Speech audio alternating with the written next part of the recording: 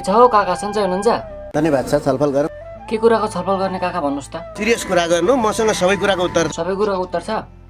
ल त्यसो भए भन्नुहोस्, धरारा कसले बनायो? धरारा बनाउने एमाले। ल अब अर्को प्रश्न, धरारा बनाउने एमालेका अध्यक्ष केपी ओलीले कति मतले चुनाव हारे भन्नुहोस् त? फेरि तँलाई उत्तर दिएर म पास हुनु छैन भाइ होइन। थाहा छैन भन्नुहोस् न, बरु ठुलो मतले जित्यो नि बालेनले। नेपाल बनाउने ओलीले झापामा भोट हारो अरे। कहाँको चटपटे व्यापारी छ? को चटपट व्यापारी? काठमाडौँको मेयर त चाहिँ मधेसतिरको छ। काका यार, मधेसतिर बस्ने सबै चटपट व्यापारी हुन्छन् त, कोही कबाडीवाला पनि हुन्छन् जसले केपी ओली जस्ता कबाडी नेताहरूलाई साइड लगाइदिन्छ हैन। मधेसीलाई चाहिँ भिडले दुर्व्यवहार गर्छ। भिडको कुरा गर्नुहुन्छ?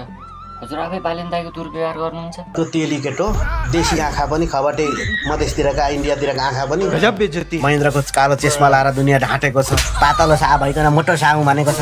चस्मा खोलो भने इन्डियाबाट कहिले आएको भनिहाल्छन्। तेरो नागरिकतामा प्रश्न छ भनिहाल्छन्। होइन, निस्किनु पर्दैन।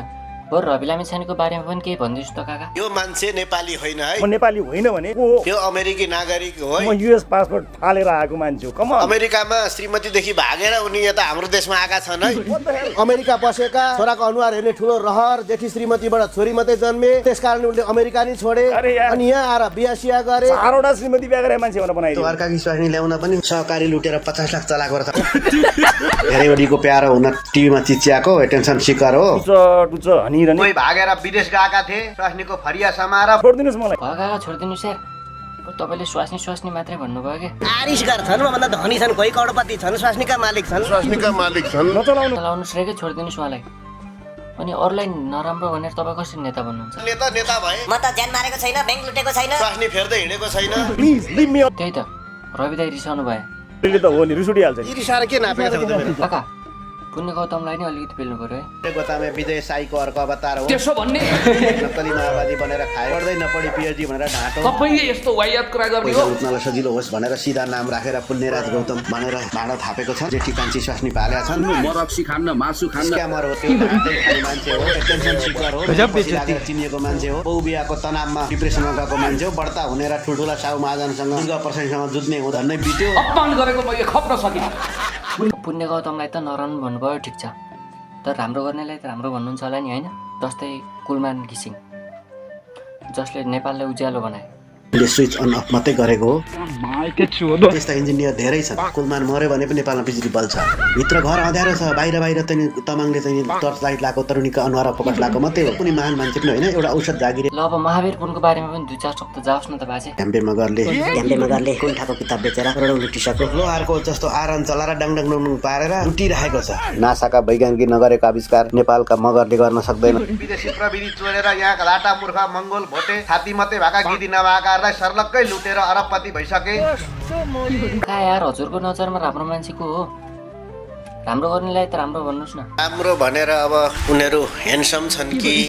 ह्यान्डसम त हजुर जतिको छ र, तर सबै उसलाई उल्टो भन्नुहुन्छ किन? तिनीहरूलाई व्यङ्ग्यका चट्याङ हानेको। त्यसो भए हाम्रो हर्के काकाको पनि चुरबिरी अलिक बढी भएको छ।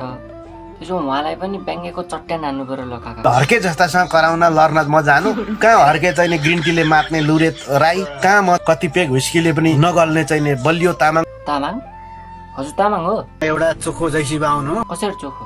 हजुरले बियर र बुङ्गुरको मासु खाएको भिडियो आइसकेको छ युट्युबमा।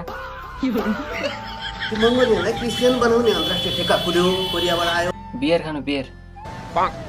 अनि यहाँका चाहिँ यो कुरा छोडिदिनुहोस्, बरु हर्के काकाले डर भन्नु पर्यो क्या हजुरले। 20 जनाको भए पनि ग्रिन टी खाने झ्यापे संगठन बनायो। पैसा कमाउन इराक गयो, अरब गयो, धरामै बोरा थापेर पैसा उठाइरहेको छ। पानी ल्याए भन्दै बच्चाले पिसापेर तिरतिर धारा लाउँछ।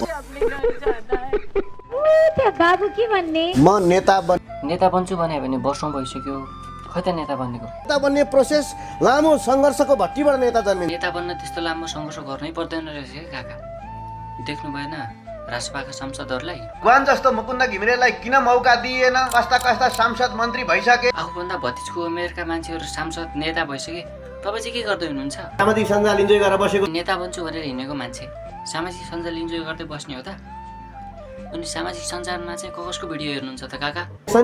नेपाली भन्नुहोस् न, नेपाली। अनि तिनीहरूको भिडियो हेरेर चाहिँ के गर्नुहुन्छ त? थोरै प्रश्न गर्छ भनेपछि इङ्ग्लिस नेपाली भिडियोहरू हेरेर बस्नुहुन्छ। हाम्रो कामै नहुने चाहिँ के केरा हेरेर बस्छ? हामी त वर्ल्ड कप चलिरहेको छ त्यो हेरेर बस्छौँ नि। फुटबल चुत्था मान्छेले हेर्ने, घटिया मान्छेले हेर्ने बकवासे कुरा। भनेपछि फुटबल बकवास कुरा हो, अनि फुटबल हेर्ने मान्छे चाहिँ घटिया मान्छे हुन् होइन अनि के त अनि म त आजभोलि रोनाल्डोले फुटबल खेलेको नहेरी बस्नै सक्दैन के भयो त्यस्तो किन फुटबल हेर्नै म सक्दै सकिनँ भनेर भड्किनुहुन्छ भने तपाईँको दिमाग खराब भइसकेको दिमाग खराब मेरो होइन हजुरको भए जस्तो लाग्यो आफूले आफूलाई टिकटकको राजा भन्ने किङ इज ब्याक भने जस्तै टिकटकको राजा बल्ल फर्किया छ जापानको माइला दाई हुँदाहुँदै आफूलाई टिकटकको राजा अरे माइला दाईको चिन्नुहुन्छ मान्ने लेभलको अथवा भान्से लेभलको बाहुनो बिचरा हाला मलाई भाँडा मान्ने भन्छ भाँडा माझ्ने अरे यार टिकटकको सुपरस्टार हो टिकटक पँधेरो जस्तो पँधेरामा भ्यागुताको ट्वाटर बढी सुनिनु स्वाभाविक हो खाने मुकुन्दे स्तरहीन मान्छेको स्तरहीन माइलो भ्याकुते माइलो मध्यम स्तरका कवि साहित्यकार लेखक गाइनेहरूको माइलो व्याकुल माइलो हामी राजनीतिमा लाग्ने मान्छेहरूको माइलो भनेको पिपी कोइराला वीरेन्द्रको भाइ माइलो जी शाहलाई चाहिँ हामी माइला भनेर भन्छौँ मुकुन्देलाई पनि त कतिजनाले पागल भन्छन् कि त पागल होस् बौला होस् भ्यागुता बढी फुल्यो भने फुट्छ उहाँ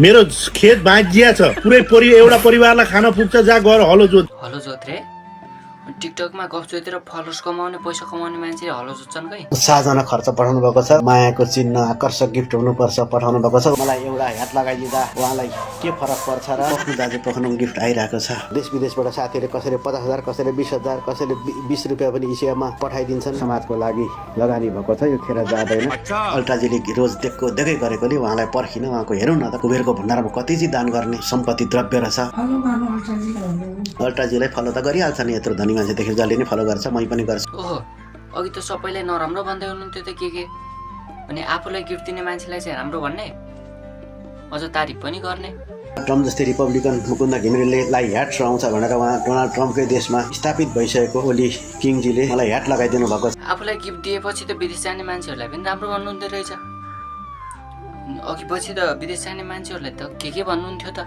विदेश जाने मान्छेहरू भनेका चाहिँ अब नेपालमा चाहिँ गरी खान सकिँदैन भन्ने खालकै हुन्छन् दिमागले काम गर्न छोडेपछि पासपोर्ट बनाएर साइड लागेका हुन्छन् जेनजीका केटाहरू फेसबुक बन्द भयो र केटी हन्टिङ गर्न नपाएर डेटिङमा निस्केका थिए माइती घर त्यो दिन जेनजीहरू माइती घर डेटिङ नगएको भए अहिले सुदन गुरुङहरू के गर्दै हुन्थ्यो होला गोर्खा ढाकर बोक्दै हुन्थ्यो होला नुन खेप्दै हुन्थ्यो बालिन शाह चाहिँ के गर्दै हुनुहुन्थ्यो होला त फेरि फ्रीमा चटपटे बेच्दै हुन्थ्यो अनि धरानका मेयरले धरानको मेयर र काठमाडौँको मेयर मात्रै हेर्ने भनेका सुँगुर लेभलका मान्छे हुन् जसको अनुहार घोप्टे हुन्छ र भुइँ मात्रै देख्छन् तिनीहरूले आकाशतिर हेर्नुपर्छ एमालेको घाम देखिन्छ अनि अगाडि हेऱ्यो भने के देखिन्छ नि काङ्ग्रेसको रुख देखिन्छ आयो गोर्खाली कुरा गरौँ न एकछिन त्यो मुलासँग बोल्दिनँ सुरुमा त दाई भने हो नि त दाइ भन्ने मुलासँग किन बोल्ने त्यही भएर म तँलाई रोटीको छोरा पनि भनिदिन्छु क्या